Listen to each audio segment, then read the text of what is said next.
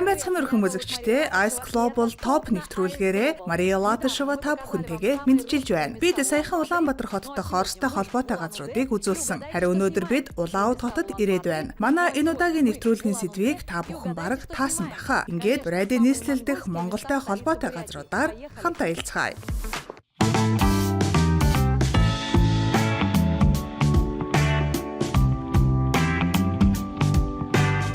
Улаанбаатар хотын Монголтой холбоотой хамгийн чухал газар бол энэ 3 давхар барилга юм. Учир нь энд Монгол улсын ерөнхий консулын газар байрладаг. Консулын газар байрлах газар нь аль бие ёсоор Монгол улсын нутаг дэвсгэр хэмээн тооцогддог. Нэгдүгээр давхарт нь албан тасалгаа офис байрладаг. Дээд давхарт нь орон сууц. За тэгээд хамгийн дээр бөмбөр дээврийн дор хүлээн авалт үдсгэлэн зохион байгуулах албан ёсны танхим байрладаг юм. Барилгын оройд соёмб заларч байдаг. Соёмб нь Монгол ард түмний эрх чөлөө тусгаар тогтнолын бэлэгдэл. Соёмбыг бүрдүүлэгч хэсэг бүр нь өөр өөрийн гүн гүнзгий утга агуулгатай. Оройд бадрах 3 галаар өнгөрсөн одоо ирээдүйн 3 цагт Монгол түмэн Мандан бадрахыг бэлэгддэг. Нар сар нь мөнх оршихуйн бэлэгдэл юм. Харин сум жадны гэлбэр мэт гурвалжин нь дотоод гадаадын дайсныг дарахын утгыг илэрхийлдэг. Төвд байрлах хос загас нь сонор сэрэмжийг илэрхийлдэг. Учир нь загас нүдээ хизээж ханддаггүй билээ. Алдагдсан оройн соёмбыг Монгол Оросын холбооны улсын хооронд дипломат харилцаа тогтоосны 100 жилийн ад зориулан 2020 онд босгосон байна. Дашамт хэлэхэд тус консулын газар нэгэн ажилтан уг соёмбыг өөрийн гараар урлан бүтжээ.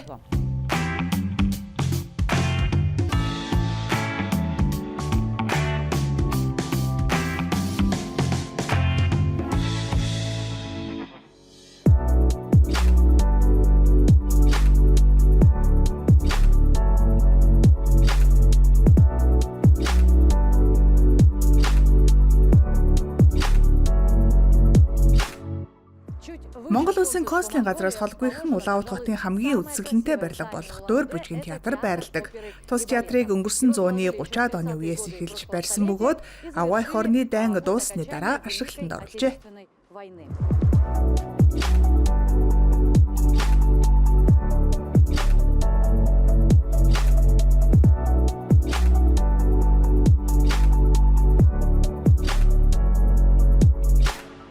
Сталины ампер буюу постконструктивизм болон үндэсний хэв маягийг гайхалтай хослуулан уг барилгыг босгожээ. Нарийн сэлбэртээр сүр жавхланд багнууд, дээврийн хүрэн чимэглэлэнд үндэснийхээ агуулзыг 5 хшуутай хослуулан дүрсэлсэн байдаг.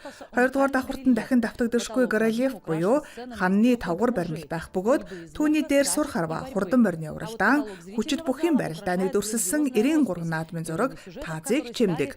Харин үзэгчдийн танхимын таазыг үлэмж тансаг уран зураг чимэглэн байдаг. Зурагт Брэдийн жирийн ард иргэд буюу бодит хүмүүсийг дүрсэлжээ. Барилга өөрөө асар том гэрээг санагдуулам хэлбэртэй. Дээвэр дээр нь дахин нэг жижиг гэр байдаг. Энд Ганбаатарын Ариунбаатар, Намхан, Мөнхцөл, Самбуугийн Батчимэг зэрэг Монголын нэрт уран бүтээлчид ажиллаж байсан. Одоо ч зарим нь ажилласаар байгаа.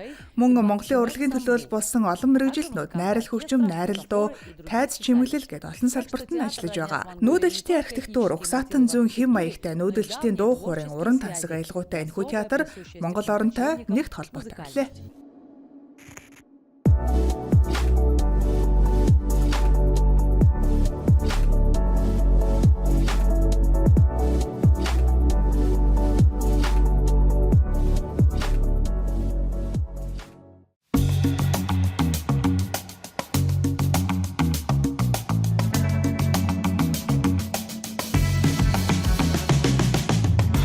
Таны бодлоор хотын ямар гудамжийг төв гудамж гэж нэрлэдэг вэ?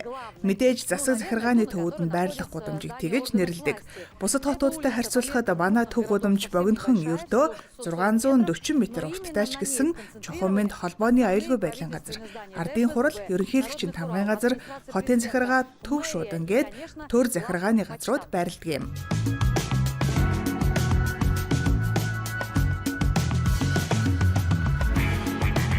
За мөн энэ гудамжнаас Брэдийн автозамын тэг километр эхэлдэг. Манай төв гудамж хэний нэрэмжт гэдгийг нь та бүхэн мэдэх үү? Тийм ээ. Мэдээж Монгол ардын хувьсгалын удирдагч Дамдны Сүхбаатарын нэрэмжит. Тиймээс манай нэвтрүүлгийн топ чагсаалтад энэ гудамж зүй ёсоор орох учиртай.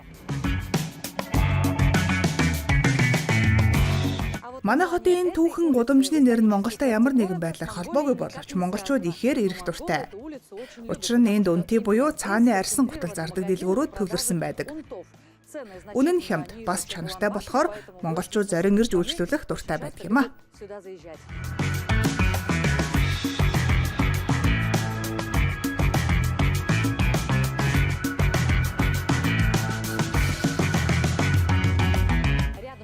Үндэний гудамжны хажууд төв зах байрладаг. Мөн л монгол жуулчдын ирж үйлчлүүлэх дуртай газар. Эндээс шин ногоо, мах, жимс, загас, саалоо, гахаан, өөх зэргийг худалдаж авах боломжтой.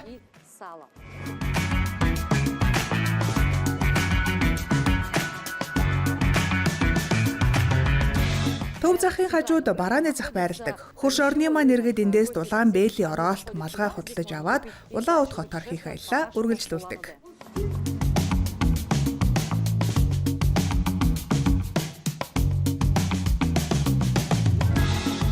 Худалдаа 8 хийснийхээ дараа энэхүү буузны гудамжинд тухлан сааддаг. Манай хотын хамгийн амттай буузыг амтлахын тулд монголчууд энэ гудамжийг зорин ихээр ирдэг шүү.